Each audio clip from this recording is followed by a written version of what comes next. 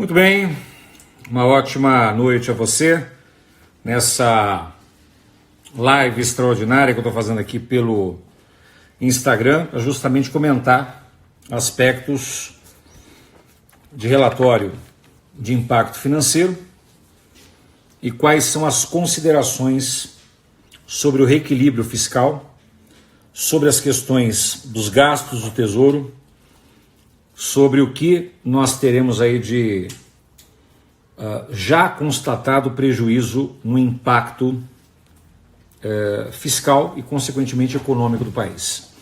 Nós estamos vivenciando momentos de uma crise aí sem precedentes. É momento, sim, de toda a atenção do mundo, observando esse critério. Eu vou até aqui fixar as questões do tema de hoje, para a gente poder já continuar.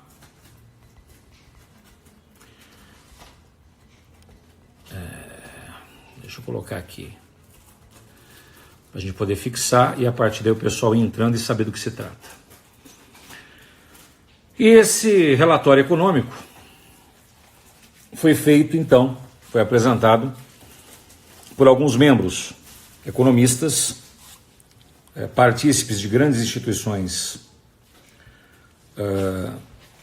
e grandes nomes da economia, e com isso, então, apresentaram o cenário que nós vivenciamos hoje na parte fiscal. Como vocês sabem, nós tivemos a aprovação da Emenda Constitucional 106, que trata justamente sobre a modificação que teve da PEC do chamado orçamento de guerra. E essa questão do orçamento de guerra, ela permite que nós tenhamos um orçamento complementar, um orçamento paralelo. Esse orçamento paralelo é um orçamento que acaba por quebrar a denominada regra de ouro. Para que você saiba o que vem a ser a regra de ouro, nós temos alguns limites de gastos com despesas correntes que foram inseridas de acordo com a lei de responsabilidade fiscal, para justamente limitar o endividamento público.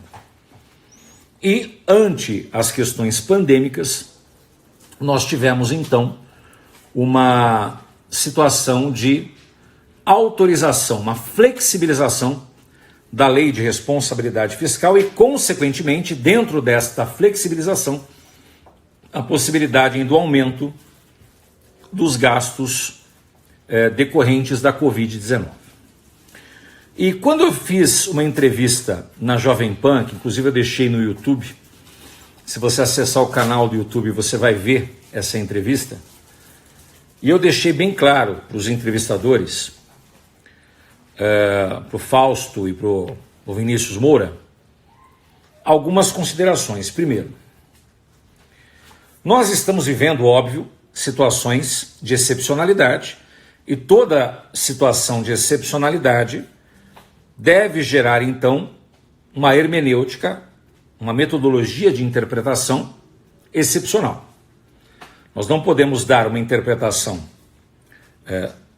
em estado de regularidade quando vivenciamos um estado de exceção. Independentemente aqui do que se pense a respeito se a política adotada por A, B ou C está correta ou está equivocada, o meu papel aqui enquanto técnico não é ficar analisando o critério político. O meu critério enquanto técnico é analisar os critérios atinentes às informações que eu possuo, verifico a validade das informações, se realmente aquelas informações elas saíram de fontes seguras, para evitar que seja propagada aí dados irreais, dados falsos, para que aí depois nós consigamos então fazer uma análise específica sobre o controle das informações. E definitivamente o Brasil ele já tinha saído de uma crise grave economicamente, estava numa crise grave economicamente, tentando reordenar as contas públicas. Por mais que as nossas reservas internacionais sejam reservas até certo ponto consideráveis, não se tem uma coisa tão gigantesca, mas é uma boa reserva, isso não é suficiente para conter o avanço de uma crise econômica. Diga-se de passagem. Por mais que você tenha alguns bilhões de dólares de reservas internacionais, em torno de 340 bilhões hoje, os gastos, se eles não forem observados com toda a cautela, eles vão gerar uma recessão e uma possível recuperação econômica, em regra, vai vendo, em até, isso plantando o melhor dos cenários. Se a crise, vamos colocar em suma para você entender. Se as autoridades definitivamente optarem por gastar, por utilizar as despesas e, consequentemente, as receitas nas ações que são sanitárias, nas ações que são econômicas, nas ações emergenciais, que demandem aumento de despesa, isso enquanto a crise perdurar, nós conseguimos, em regra, sair do forte impacto de alta da despesa em 2021. Veja o que eu estou dizendo, isso seguindo todo um protocolo de opção de gastos com questões de fiscalização e, consequentemente, utilizando as despesas e, consequentemente, as receitas para atendimento destas questões sanitárias, emergenciais, ou seja, enquanto se perdurar a crise. Então, o melhor cenário é você ter uma alta de toda a despesa no exercício de 2020, você buscar anular essa despesa em 2021, para que o Brasil comece a ter alguma expectativa de crescimento em 2022. Tudo bem? Levando em consideração que o decreto de calamidade pública ele foi publicado para vigência até 31/12 desse ano. Então eu estou analisando com você um aspecto técnico, sem aqui paixões. Eu não sou apaixonado por político, eu gosto da boa política, e para mim não importa se é A, B ou C que está no poder. Eu analiso o critério técnico, porque tudo que se faz, não importa se é partido A, B, C ou sem partido, isso vai impactar diretamente na questão da minha vida da minha família e, consequentemente, da vida das pessoas que eu conheço, e, consequentemente, isso vai afetar você. Então, eu não fico analisando paixões, isso aqui não é torcida de futebol, não é Fla-Flu, não é Vasco e Botafogo, não é São Paulo e Corinthians, isso aqui é uma expectativa de caráter econômico, que nós temos em mãos hoje sobre isso. E aí, simplesmente, partindo da premissa que tudo será feito dessa forma, então, o ano de crescimento, em tese, ele começa mais forte em 2022. Ou seja, nós vamos ter uma alta significativa de despesas nesse exercício financeiro, com uma retração de, em regra, 5%. Então, nosso PIB, ele cai de cara 5%. De cara, nós vamos ter um aumento maciço de desemprego no país. Porque quem emprega é o empresário. E o empresário não terá fôlego suficiente para a concentração de emprego formal. Não porque ele não queira, mas porque o nosso grande fruto de tributação recai justamente sobre o meio de uma cadeia que está parada, que é produção e consumo. Se eu não tenho consumo, isso vai afetar a minha produção. Afetando a minha produção, se eu tenho grande mão de obra, eu vou dispensar essa quantidade de mão de obra que eu tenho. Isso, de certa forma, vai inflar problemas seríssimos da economia? Sim, porque você está aumentando o benefício assistencial. Você tem questões que envolvem seguro-desemprego. Você tem outros benefícios assistenciais que são concedidos. Então nós temos que ser realista. Ah, mas você não tem que ser... Não, você não tem que ser, nesse momento, não é nem otimista e nem pessimista. Tem que ser realista. Então vamos jogar a realidade. Vamos conversar de igual para igual e colocar os pingos nos is. Seria o melhor dos mundos que nós tivéssemos um Estado social. Pena que as pessoas, lógico, confundem Estado social com Estado socialista. Estado social é aquele que teria condições de auxiliar o cumprimento e o atendimento de direitos sociais. E eu digo mais além. O melhor dos mundos seria se nós tivéssemos um Estado líbero social, que conseguisse o melhor dos dois mundos. Só que isso é uma premissa extremamente surreal.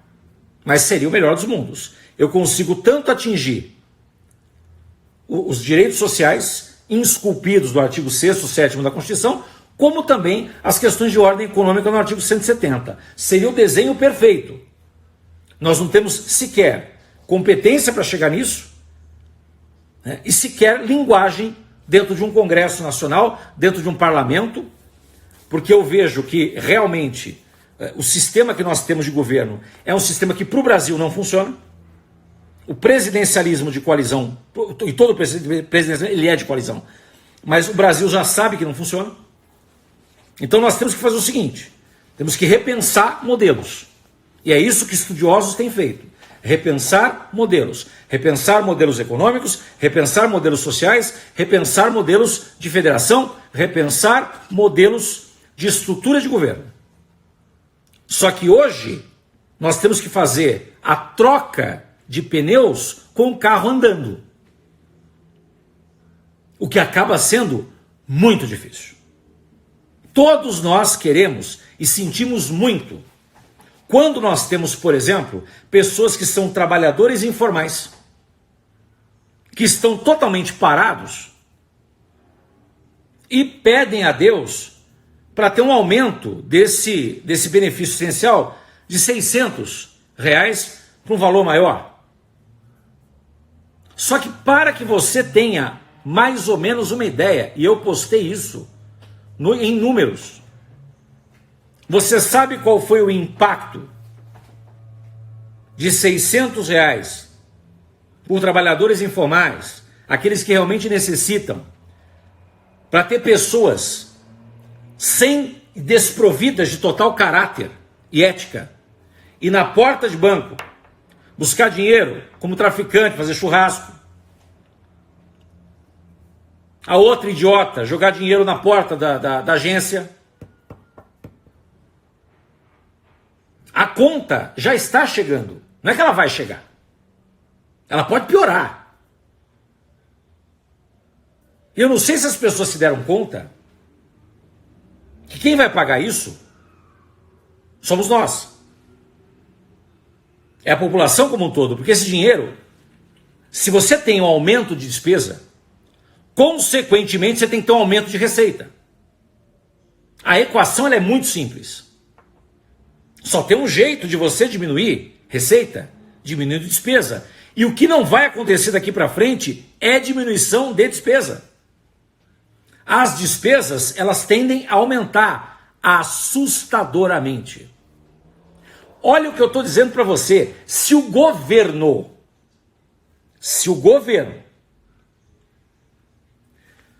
pegar, cumprir a agenda de gastos, e eu vou daqui a pouco entrar em estado e município que está pedindo apoio aí, ele arcar com os gastos urgentes, ainda tomando empréstimo do Tesouro, se ele fizer isso, tá? E ele compensar toda essa perda tributária que ele está tendo, se ele compensar toda essa perda tributária que ele está tendo, ele está arrolando essa dívida, está rolando na verdade, ele está rolando essa dívida, 90% do PIB, do nosso produto interno bruto em 3 anos. Ou seja, o mandato do atual presidente, economicamente foi. Isso é fato. E eu não estou aqui praguejando.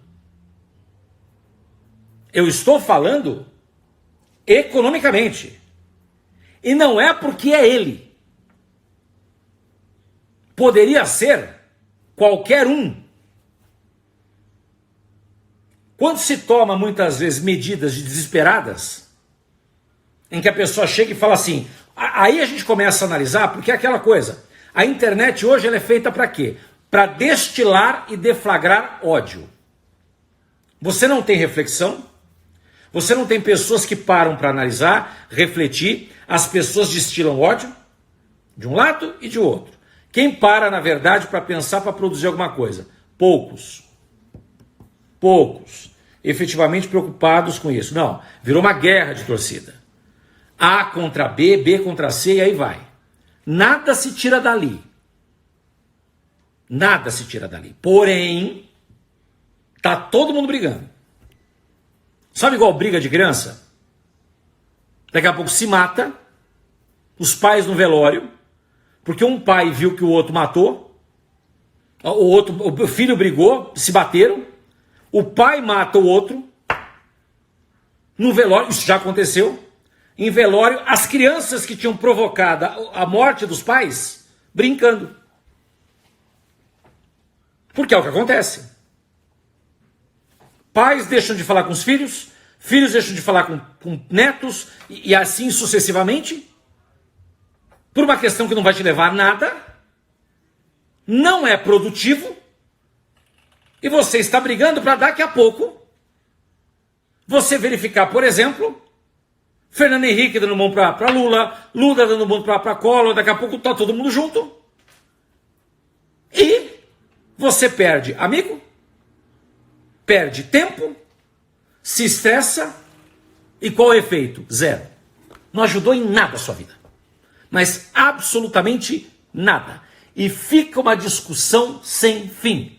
Se é uma discussão propositiva, se é uma crítica construtiva, tudo bem. Olha, eu acho que assim, essa postura está equivocada porque falta estudo técnico. Essa postura está equivocada porque não tem empirismo nisso aqui. Perfeito, é crítico. Só que é um crítico construtivo. Agora não, fica o quê? Guerra de torcida. O que está ajudando o país? Porra nenhuma, mas todo mundo faz. Não ajuda nada, mas faz. Então, voltando só para analisar o cenário que a gente está vivenciando.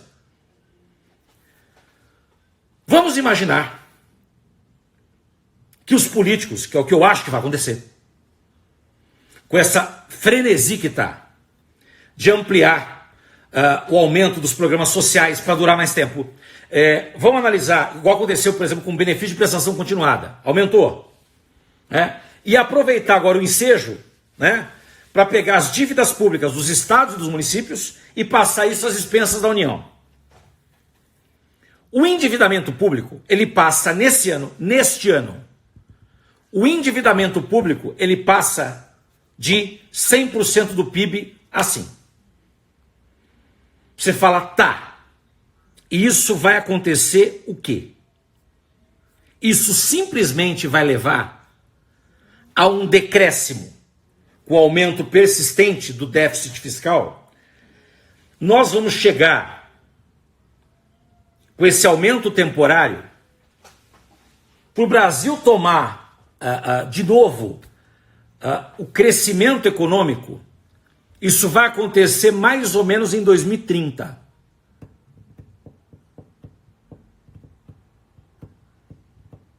Eu estou falando de uma perda de 10 anos. Isso não é brincadeira. Eu analisei o estudo. A dívida, isso se tudo... Veja, eu estou montando o seguinte cenário para você. Vamos pensar que a lição de casa está sendo feita, que todo mundo está contribuindo, que definitivamente existe uma preocupação com as questões de saúde, em conjunto com a economia, tentar chegar num denominador comum, parar de briga de foice, tentar chegar em algo no meio termo. Conseguiu? Equacionou? Se nós chegarmos dentro daquilo que se quer fazer, nós vamos chegar a um endividamento público perto de 80% do PIB. E nós vamos arrolar essa dívida, vamos deixar para frente por 3 anos. Pensando na premissa que nos outros anos nós vamos ganhar em torno de 3% ao ano de crescimento, o que já é muito. Fazendo uma projeção de 3% ao ano de crescimento real, que já é muita coisa.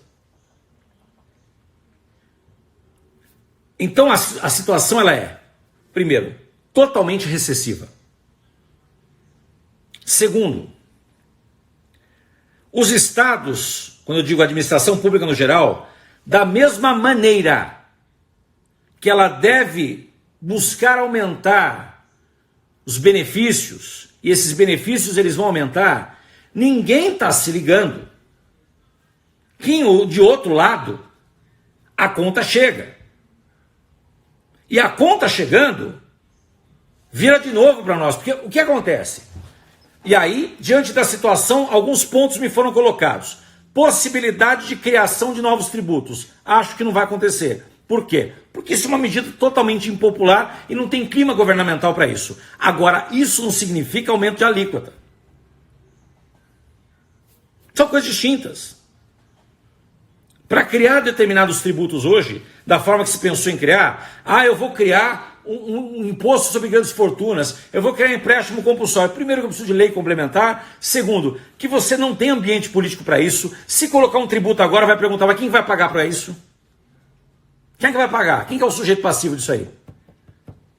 Se a gente não está conseguindo pagar normalmente os tributos comuns, os ordinários, aqueles que são do dia a dia, quanto mais surge mais um. Só que é um fato.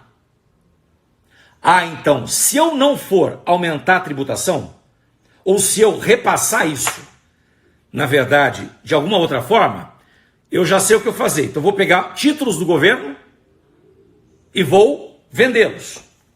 Eu vou tomar empréstimo público. Tá. Esses empréstimos públicos, eles têm que ser pagos. Você já deu uma analisada, por exemplo, quanto é que fica conosco a amortização de dívida pública? A amortização de juros. Tanto interno quanto externo. Ou seja, nós vamos acabar tendo um aumento. Veja, estou falando isso no dia 13 de maio. Nós teremos, sim, uma situação pela qual o endividamento público interno e, consequentemente, externo vai aumentar. Assustadoramente. Eu vou te dizer o porquê. Porque em vez de anos de gestão equivocada de vários governantes nos estados e nos municípios serem assumidos dentro do seu real protagonismo, estão querendo jogar isso para a União. Então, não são as dívidas tão somente que são acometidas da Covid-19. União, você tem que me ajudar que meu estado está falido. Tá, teu estado está falido por quê? Não, porque a conta não fecha. Tá, mas a conta não fecha há quanto tempo? Veio da Covid agora, não. A gente não veio da Covid agora. E vamos jogar. Vamos arrolar. Isso é insustentável. E ainda sem exigir qualquer espécie de garantia. Qual é a garantia que essa moratória, essa postergação de pagamento vai ser paga? Zero. Zero. Você não tem garantia nenhuma. E outra, eu parto da premissa que o gestor da coisa pública nos estados e nos municípios, vai agir dentro dos limites restritos da lei de responsabilidade fiscal, o que em grande massa não faz. Eu já participei de determinadas cidades pelo qual eu fui palestrar, pelo qual eu fui chamado para dar assessoria em determinados estados da federação, e quando eu perguntei para mais de 40 prefeitos dentro daquela cidade, quantos instituíam o IPTU, 15% levantaram o braço. E o resto disse que não, porque primeiro, já era assim, e segundo, porque se ele instituísse, ele seria taxado como o prefeito que na sua gestão aumentou valor de tributo, ou criou um determinado tributo. E aí o que aconteceu? Falou, não, isso é uma medida anti-eleitoreira. Então eu falei, então pera, você pratica improbidade administrativa por negligência na arrecadação tributária, que vai configurar dano ao erário. Isso está previsto no artigo 10, inciso 10, da Lei 8429 de 92, que é a lei de improbidade administrativa. Está lá, o senhor que estou criando. Pelo simples fato, o senhor está declarando que não vai criar, não é porque você não quer criar medida que seja anti-eleitoral, ou seja, você está pensando no coletivo ou em seu mandato eletivo. Então aí você começa a analisar a cabeça daquelas pessoas que assumem. Eu sou partidário. Eu quero assumir um cargo público eletivo. Pode qualquer pessoa que representa o povo. Maravilha. O mínimo que você tem que ter de conhecimento é como é que funciona a máquina. Então faz uma escola. Você quer se candidatar? Não tem problema. Qualquer um pode. Faz uma escola aqui, vira. O que é um orçamento?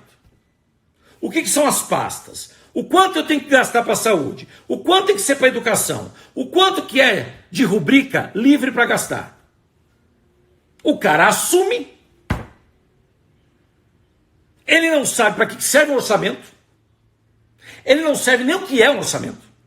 Aí ele coloca o Zé da farmácia como secretário de saúde. Coloca o Chico da borracharia como secretário de transporte. E quer que essa merda funcione. De que jeito vai funcionar? Se você não é técnico, cerque-se de técnicos. Cerque-se de técnicos. Isso não significa que você está sendo tecnocrata. Significa que você está simplesmente chegando e falando o seguinte: olha, vamos fazer algo que realmente seja de interesse para a res pública. Mas não. As pessoas, infelizmente, elas são demonstradas quando existe poder. Quer conhecer alguém? Fatalmente, dê um poder ou um pseudo-poder. Aí você vai ver. Porque tem uma hora que máscaras se afrouxam e fatalmente caem. E aí você começa a analisar que aquilo que se falava X, não é bem X. Então, nesse aspecto, o que eu falo para vocês, não adianta. A mentalidade da gestão pública, ela tem que mudar. Aqueles que se candidatam, eles devem se candidatar pensando o seguinte: eu não estou entrando no serviço público para me enriquecer.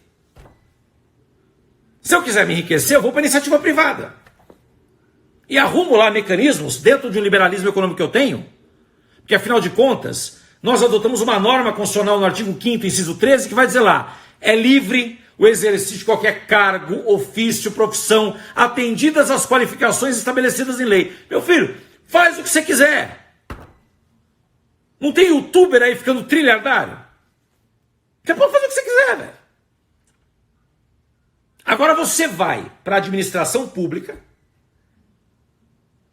onde o ideal é o atendimento de interesses da coletividade, pensar no coletivo, pensar no bem-estar comum, indispor da coisa pública, para tentar ficar, você é obrigado a ficar simplesmente negociando para você poder tirar algo. É o toma lá, ó, se você não me der isso aqui, eu não te dou isso. Se você não me entregar isso, eu não te dou isso aqui. Até quando o povo acha que isso vai se manter de maneira sustentável? Já se provou que não funciona. Não importa. Não funciona. Desde que nós começamos. O sistema de governo presidencialismo não funciona. Não funciona. Por quê? Porque não se consegue governar. Isso é A, B ou C. Se B conseguiu governar, é porque fez tal coisa. Se A conseguiu governar assim, porque teve que fazer assado. Porra! Isso colapsa o sistema como um todo. Aí você pega. E aí que está o grande problema. Porque quando você coloca pessoas na base, nas municipalidades, que não têm preparo, esses caras simplesmente vão chegar e vão depender da receita advinda de fundo de participação. E adivinha quem que alimenta dinheiro de fundo de participação? Vamos pensar. O dinheiro vem da onde? De imposto de renda? De IPI? E quem é que está pagando isso? É o empresário. Em regra, é aquele que gera emprego. Aí o cara começa a pensar e fala assim, para que eu vou investir aqui? Se aqui ao lado eu posso ter simplesmente a possibilidade de ter algo mais justo com menos impacto. Nós estamos no período de trevas. Entenda, nós entramos na teoria do caos total. É um caos que vai desde a alta cúpula até a mais baixa cúpula. E como o exemplo vem de cima, a coisa tem ficado cada vez pior. E eu não estou falando desse ou daquele, não estou falando de executivo, legislativo, judiciário. Eu estou falando, em suma, nação. É a mentalidade de não saber atuar em equipe. É simplesmente, se eu estou ganhando, eu quero que você morra. Se você não tem que comer, o problema é seu, porque você é incompetente. Se você tivesse competência, você tinha comido. Cada qual pensa em si. E se dane você. Se você não quiser, eu quero que você morra. E que mentalidade é essa? Quem pensa em fazer algo de realmente importante para o desenvolvimento de uma coletividade? Não. Para mim tá bom, eu moro bem. Então eu quero que você morra. Então faz o seguinte, vive a sua vidinha, vive o seu mundo e vai para onde você quiser, fica tranquilo. Agora, o que acontece? Se você simplesmente chega e fala, não, eu quero ajudar, eu quero servir a administração, eu quero tentar verificar se eu consigo enxergar uma luz no fim do túnel, independentemente de partido A, B, C, independentemente de quem esteja no poder, é tentar fazer algo construtivo. Eu acho que está na hora de parar com briga de torcida. Eu acho que está na hora de analisar o seguinte, nós estamos entrando no ritmo do caos. O caos econômico ele se instaurou. Por isso que as pessoas começam a surtar. Surtam porque ele fala assim, cara, eu preciso trabalhar urgentemente. Eu preciso sair de casa. Eu preciso fazer uma coisa. Porque ele está vendo que a coisa está ficando preta. Eu não estou dizendo que se está certo ou está errado. Eu estou falando que tem que chegar num mecanismo do quê? De equacionar. É a questão de você agir na questão da mediação. Ouvir todos os lados e falar assim, ok, vamos sentar todos agora e vamos conversar a respeito. O que é importante para isso? Como é que nós chegamos nessa condição? O que fica interessante para o país voltar novamente a crescer? O que nós podemos fazer? Dilatar um pouco aqui, consegue mais? Não, tá. Chegar num acordo. Acordo. Conversa. O problema é, não existe diálogo. Não existe diálogo. cada um fala o que quer. Só que hoje nós temos uma situação pela qual o quê? Um fala uma coisa, isso se propaga e começa a ter aquela confusão. Os poderes não se conversam. Os poderes não se conversam. Existem em determinados estados e municípios pessoas que estão, um no executivo, outro no legislativo, inimigos capitais. Como é que se governa? Como é que você vai parar para governar? E enquanto isso, nós tínhamos que ter neste momento uma agenda propositiva de dizer o seguinte: bom, a coisa já fedeu, esquece, este ano já foi. A situação é, daqui para frente, pós-pandemia, vamos pensar na parte C. O que é que eu tenho que fazer? O que é que eu tenho que fazer? O que é que eu tenho que fazer para diminuir o impacto social? O que é que eu tenho que fazer para diminuir o impacto econômico? O que é que eu tenho que fazer para cuidar de tudo isso e pagar as contas? Como é que eu aumento a arrecadação? Como é que eu vou diminuir a despesa? Como é que eu vou chegar e fazer tudo isso no meio do caos instaurado? É o que eu falei. Eu tenho que trocar as rodas de quatro rodas de veículo encaminhando uma e todos tentando fazer a mesma coisa. Agora, o que acontece? Se uma hora alguém em sã consciência chegar, simplesmente parar e falar: olha, chega de burburinho, senta todo mundo à mesa e vamos simplesmente conversar de igual para igual. Abre a porcaria do Zoom, Google Meet, qualquer porcaria. Vamos falar de igual para igual. O que é que está acontecendo?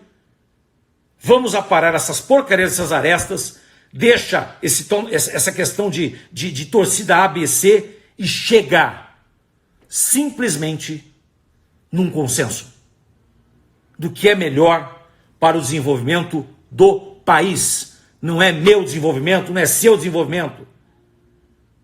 Eu não sei, as pessoas elas agem como se, e começam a apedrejar como se elas estivessem fora do barco. Está todo mundo no mesmo país. Todo mundo vai sofrer a mesma consequência. Mas simplesmente, se eu posso prejudicar, não, vamos prejudicar, porque isso aqui eu não quero que dê certo. Meu querido, se não dá certo para um, não vai dar certo para ninguém. Não dá certo para ninguém. É uma questão de fazer o quê? Chegar e tentar uma condição de mediação. Chegar a sentar e falar: olha, meu filho, nós estamos no mesmo lugar. Se você é de PP, PC, PPP, PQP, não me importa. Hoje é aquela situação, sabe o que está acontecendo? Está todo mundo afundando. Encheram o barco com um monte de buraco de bala. Tem um monte de munição na porcaria do navio. Vai todo mundo afundar. O que é que vocês vão fazer juntos comigo? Como é que nós vamos chegar nisso aqui? Não, eu quero que dê errado, eu quero que morra. Como se a pessoa morasse na Nova Zelândia. Como se a pessoa estivesse numa ilha deserta, onde ela tem todo o abastecimento que ela precisa. É o músico do Titanic. O navio está afundando, mas ele está tocando. Vamos lá, não vou deixar ninguém aqui. Vamos lá, feliz. Vai morrer. Vai todo mundo morrer. Não, mas não. Não é não. Isso é sério. Vai aumentar a demissão em massa. As pessoas não terão condições. As pessoas não terão condições de manter empregos. Empresário simplesmente vai desistir de ser empresário. Uma migração terrível para a economia informal. E simplesmente tem gente batendo palma como se a queda de um governo, como se a queda de uma economia, como se a queda fosse a coisa mais tranquila do mundo, como se ele não fizesse parte disso. Que mundo que se vive?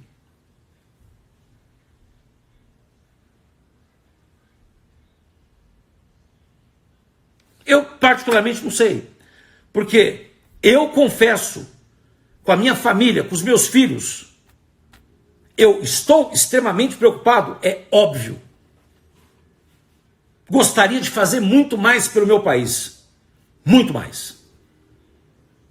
Pena que eu não tenho um poder de alcance para propagar talvez determinadas ideias tão forte quanto juntos nós poderíamos ter. Agora, o que não adianta é ficar, porque eu sou vermelho, porque eu sou azul, porque eu sou verde. Porra, é todo mundo a cor da bandeira agora, meu filho. É verde, azul, amarelo e branco.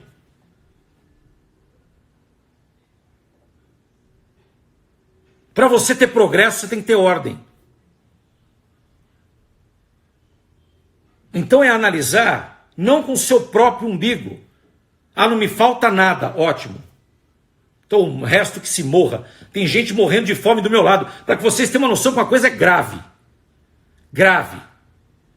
Eu estava passando com a minha esposa num determinado drive-thru dias atrás.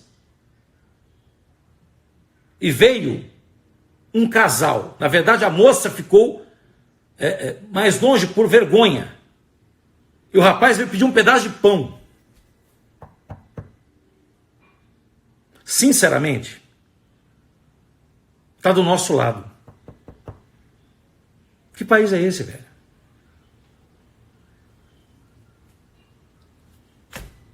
Aí você vê escândalo de corrupção, você vê desvio, gente querendo empurrar dívida que não tem absolutamente nada a ver com a pandemia, outros que estão arrolando, buscando tirar a cabeça para respirar um pouco, porque já está afundando direto, e gente batendo palma. Que psicopatia é essa? Que ausência. Onde que a humanidade se perdeu? Onde que a humanidade se perdeu? Qual foi o momento em que ela se perdeu? E ninguém percebe que o fim é o pior deles. E ele é iminente. Ele é iminente. A economia está simplesmente desintegrando. Nós estamos morrendo aos poucos. E a gente está começando a morrer, sabe onde? Dentro. As pessoas começam a morrer dentro para fora. Porque a primeira coisa que você tem que fazer, se você quer mudança, a mudança começa em nós. Não adianta você querer que vizinho mude, se você não muda a tua postura. Não adianta você querer que a administração... Então assim, se o povo não se unir, mas a união não é uma união para se matar, é uma união de esforços para tentar o quê? Não importa, quem é... Não tem, sabe aquela questão? Não tem esquerda e direita, filho. Todo mundo está indo pro buraco. É esquerda, direita, centro, centro-esquerda, centro-direita, a puta que pariu. Tá todo mundo indo para baixo. E não tem essa coisa de quem é mais bonito que ninguém, não. Porque na hora que a coisa feder, é todo mundo na mesma situação. É todo mundo no mesmo barco. Economicamente nós estamos frágeis. Economicamente nós estamos ruins. O governo, ele tem centrado esforços? Tem. Tem feito. Essas dilações para o governo, essas moratórias que são feitas, efetivamente já são uma situação grave para a economia. Veja, tão somente dilatar prazo. Tão somente dilatar o prazo. Eu não preciso fazer muita coisa, estou dilatando o prazo. Isso já está acarretando um prejuízo significativo. Então está na hora de fazer o quê? De todo mundo ceder um pouco. O empresariado cede um pouco. A administração cede um pouco. Os poderes cedem um pouco. Cedem em prol de quem? Da coletividade. Cedem, vão cedendo. Onde eu posso me esforçar aqui? Onde eu posso fazer aqui? Todos. Fazer bonito com o chapéu dos outros, com o chapéu ali, é a coisa mais fantástica do universo. O problema é, não funciona. Isso vai quebrar. Agora, até quando? Quais são as medidas propositivas que eu humildemente acho que tem que ser feito? Primeiro, há uma necessidade urgente dos executivos se reunirem. Governos, respectivos prefeitos, o governo federal. Logicamente, se faz isso em fases.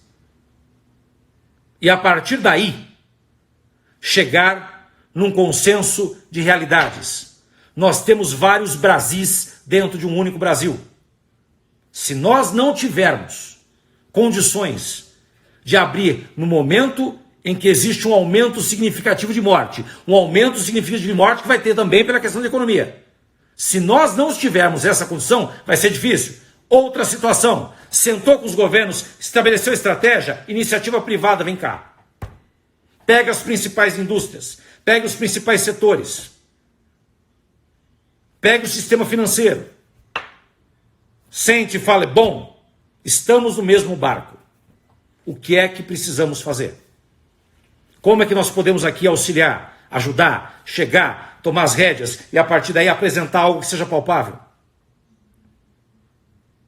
O problema é, se ninguém consegue se conversar, se ninguém consegue chegar num consenso básico de como se mantém em conjunto economia, saúde, porque ambos estão intimamente ligados, se nem esse tipo de análise se consegue chegar, fica extremamente difícil. Ambos os lados devem sentir na carne. Ambos os lados devem sentir na carne. Mas não. Eu quero que você corte a sua, eu não vou cortar a minha. Eu quero que você faça tal coisa, mas eu não vou fazer. Não estamos na hora de negociar trocas. Todos abrem mão. Seja de tempo, seja de um pouco mais daqueles que podem, de dinheiro. Se a pessoa que não pode abrir mão de dinheiro nesse momento que ela está em déficit, auxiliar, criar mecanismos para que os empresários não quebrem, os pequenos empresários, aqueles que já estão sofrendo horrores, as grandes indústrias, as grandes corporações arrumarem mecanismos como muitas já estão fazendo. Muitas já estão fazendo isso. É que isso não é divulgado. Muitas já estão fazendo. E chegar e tentar o quê? Colocar não uma pedra em cima, não é isso. Não é tapar só com a peneira, mas é tirar arestas nesse momento e falar assim, ó, sabe, solta as armas, solta espada, solta pistola, solta tudo. E fala, precisamos agir em conjunto. E não é partido A, partido B, partido C, não é empresário, não é empregado. Todos vamos buscar soluções, colocar em cima da mesa e a partir daí traçar o que é que nós temos hoje, onde podemos ceder, como podemos funcionar. E é fato, a mentalidade eletiva do país só vai começar a mudar quando a educação entrar. Não se concebe um país sem educação. Porque se nós não temos a base educacional, dificilmente você consegue construir bons homens e boas mulheres. Nós precisamos ter uma educação de qualidade. E para ter uma educação de qualidade, nós precisamos qualificar com qualidade. Nós precisamos simplesmente chegar e apresentar soluções para problemas que nós já estamos enfrentando há muito tempo. Até quando um país com essa magnitude ficará capenga? Até quando? O momento é um momento de incerteza. E por esse motivo, nós temos que pegar simplesmente e utilizar de medidas propositivas. Não importa se é A, não importa se é B, não importa se é C. Se a medida é interessante, não importa de onde veio. O problema é, todo mundo quer louros para si. Quer aparecer primeiramente. Quer dar cara, eu fiz. Não é eu fiz. Nós fizemos. Nós conseguimos. Nós chegamos. O tempo que nós estamos fazendo de live, quantas pessoas morreram? O tempo.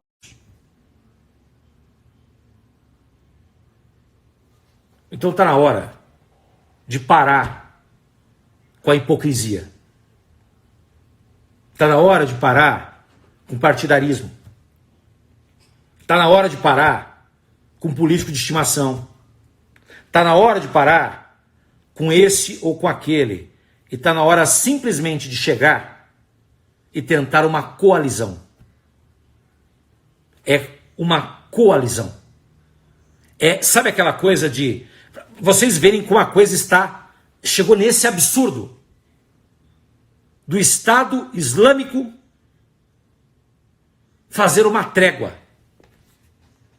Do ISIS fazer uma trégua.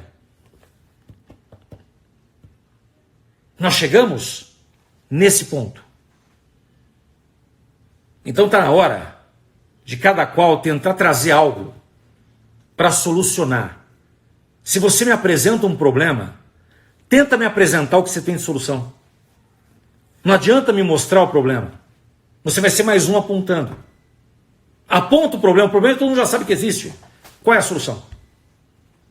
Ah, mas não sei o que tem que pensar nisso. Fica fácil. Fica bem tranquilo. Simplesmente, eu te apontei onde você errou. É legal, preciso de mais gente realmente me apontando. Eu quero saber o seguinte, já que está assim, o que é que pode fazer para melhorar?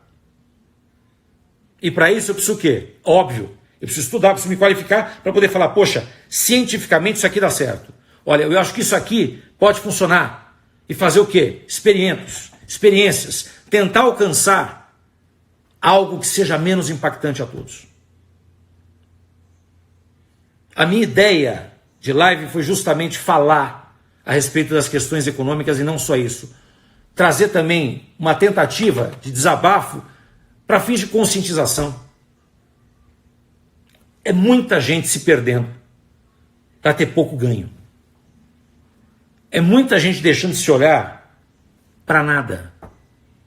Porque daqui a 3, 4 anos muda.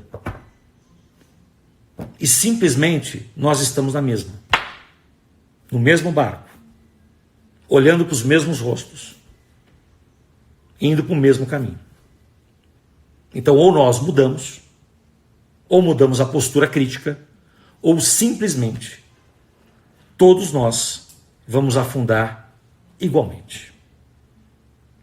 Eu vou pedir a vocês, queridos, se não se inscreveram, depois uma passada no canal no YouTube. Eu coloquei para vocês várias informações a respeito tanto da questão tributária quanto das questões que envolvem desenvolvimento econômico. Vai ser passado muito mais coisas, eu reativei o canal há pouco tempo. E com justamente o intuito de fazer o quê? Escutar vocês. Porque todos nós aprendemos. Todos nós estamos na mesma situação. E todos nós queremos que o Brasil saia de onde ele está. Porque se você ainda não se ligou que você está no mesmo quadrado, é porque algo está muito errado. Todos estão no mesmo quadrado. Todos estão no mesmo barco. Então é chegar e fazer o quê?